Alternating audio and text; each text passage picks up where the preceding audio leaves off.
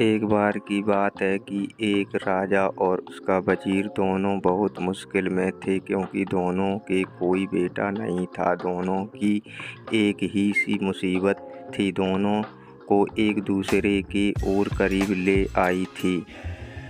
वे एक दूसरे के साथ में ही खुश रहते, दोनों अलग अलग तो बस कभी गंभीर दिखाई पड़ते।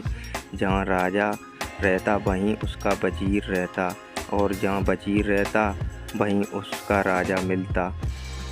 एक सुबह वे दोनों जंगल में शिकार करने गए। वहाँ उनको एक साधु मिल गया जो आग के सामने उकड़ू बैठा हुआ था।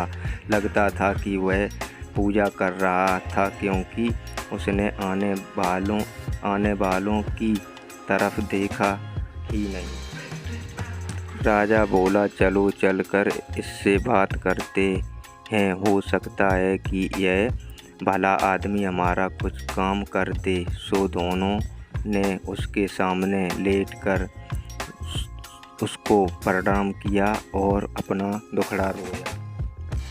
सिर नीचे झुकाए झुकाए ही साधु बोला, तुम बहुत दुखी मत हो, तुम लोग दुखी बिल्कुल मत हो। लो, यह 2 आम ले जाओ। एक आम तुम अपनी पत्नी को खिला देना और दूसरा आम दूसरे की पत्नी को खिला देना। तुम दोनों की पत्नियों को बच्चे हो जाएंगे।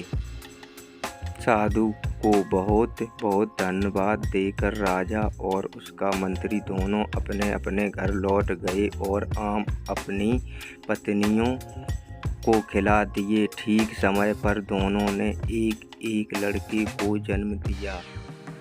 जब यह दोनों लड़के पैदा हुए तो राजा के घर में और वजीर के घर में ही नहीं बल्कि सारे राज्य में खुशियां मनाई गईं। ब्राह्मणों को बिना नाप तोल के बहुत सारी भेंट दी गई, गरीब लोगों को खाना खिलाया गया, सारे कैदी छोड़ दिए गए।